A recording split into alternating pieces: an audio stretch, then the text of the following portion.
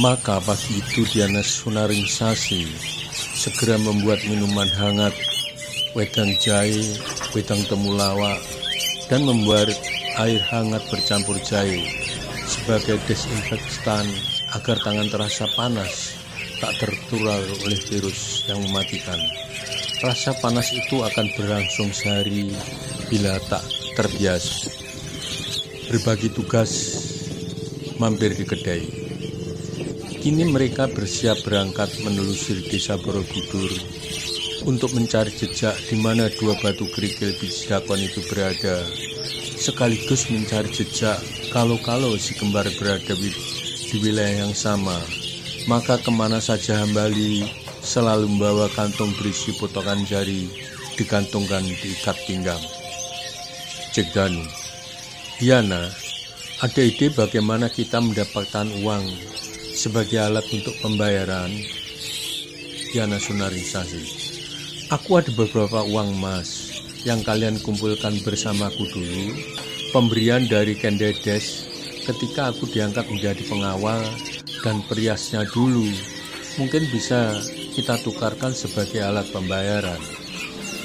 Mendengar pernyataan ini, segera Gunadarma menengahi. Kalian tidak usah menjual emas. Ini ada uang bisa digunakan sekedar mampir di kedai untuk membeli minuman dan makanan. Barangkali masih lebih daripada cukup. Bawalah oleh kalian. Kalian menjual emas akan menarik perhatian penduduk, akan menambah permasalahan. Kemudian Gunadarma memberi beberapa keping uang logam dari tembaga sebagai alat pembayaran yang sah saat itu. Kemudian mereka berlima berangkat menuju pusat desa, namun mereka berpencar agar tidak menarik perhatian. Hanya Yoseko dan Diana Sunaringsasi yang berdua, karena memang kakak beradik yang memiliki kemiripan wajah yang membedakan hanya karena lelaki dan perempuan. Yang lelaki sangat tampan dan yang perempuan memiliki paras yang sangat cantik. Pagi itu belum terlalu siang, mereka satu persatu secara terpentar masuk kedai yang menjual makanan dan minuman sambil ingin mendengar percakapan di antara penduduk Borobudur. Pelayan segera menghampiri mereka dan menanyakan apa yang dipesan. Mereka satu persatu memesan teh manis dan mereka mengambil beberapa pisang goreng, ketela, dan pisang rebus yang dijual di situ. Di antara penduduk mengobrol, Suto.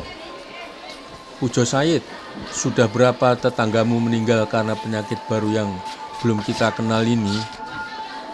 Pujo Said, ada 4 orang. Mereka sulit bernapas akhirnya meninggal semua. Tidak tahu bagaimana mengobatinya. Ternyata menular walaupun sudah meninggal. Keluarga terjangkit semua. Jadi yang menguburkan hanya petugas dari kelurahan yang menggunakan pakaian pelindung diri. Penduduk takut menguburkan yang meninggal karena takut tertular. Suto, padahal daerah kita Borobudur ini aman-aman saja. Kenapa terjangkit menular begitu cepatnya? Pujo Said, menurut cerita yang sudah meninggal, bilang ada 2 orang yang menularkan makan di salah satu warung ditemani punggawa kerajaan. Itu yang aku dengar. Belum lama mengobrol, rupanya pengunjung segera membayar dan pergi. Bahkan ada yang belum sempat membayar. Datang 6 orang punggawa kerajaan, maka tinggallah mereka berlima. Juranggerawa, cepat! Buatkan kami 6 porsi sarapan pagi dan kopi hitam, gula merah hangat. Pelayan, iya Den. Maka dengan cepat pemilik kedai membuatkan sarapan pagi ke 6 orang jawara kerajaan tersebut. Sementara pelayan segera menghidangkan kopi hitam gula merah karena ada beberapa pengunjung kedai yang tidak beranjak pergi seperti biasanya. Juranggerawa agak mendongkol, maka sambil berdiri dilihatin satu persatu pengunjung kedai, tetapi mereka tetap tenang sambil merebut teh panas seolah-olah sungguh nikmat. Boy Gatot, enak tenan teh panas ini. Diseruputnya agak lama agar temannya bersiap. Tentu saja Jack Danu, Joseko, Diana dan Hambali mengetahui maksud Boy. Sementara Jurang Gerawah pandangannya bukan tertuju pada Boy yang menyeruput teh panas, tetapi pandangannya tertuju pada gembolan yang terletak di ikat pinggang Hambali. Kemudian Jurang Gerawah mendatangi meja Hambali dan menggebrak meja. "Apa yang kau simpan dalam gembolan itu?" Hambali dan Boy Gatot tetap diam saja. Namun segera semua mata tertuju pada jari Jurang Gerawah yang tersisa hanya 4 minus jari kelingking. Jurang Gerawah, "Ayo berikan kepadaku atau aku potong tanganmu." Karena sangat dekat, Hambali dan Boy Gatot masih tertuju dengan gambar manusia duduk bersila pada semua kuku jarinya. Hambali, "Maaf Tuan, ini bungkusan tidak berharga, hanya sebuah jimat, tidak ada gunanya untuk orang lain." Jurang Gerawah, "Ayo berikan kepadaku, aku ingin melihatnya." Hambali, "Maaf Tuan, ini hanya potongan jari yang tidak berharga bagi Tuan." Jurang Gerawah, "Kamu jangan menghina ya, karena kamu melihat jariku kurang satu kemudian kamu bilang ini potongan jari. Bisa aku potong lehermu nanti." Hambali, "Benar Tuan, ini potongan jari kelingking kanan, mungkin cocok dengan jari Tuan yang kurang." Mendengar keterangan Hambali yang berpura-pura gemetar, kelima anak buah Jurang Gerawah tertawa semua, mengira itu guyonan. Tetapi muka Jurang Gerawah menjadi merah karena marah. Jurang Gerawah, "Berikan itu segera kepadaku." Maka dengan berpura-pura gemetar, Hambali memberikan bungkusan itu kepada Jurang Gerawah, yang kemudian dibukanya kantung yang berisi potongan jari kelingking.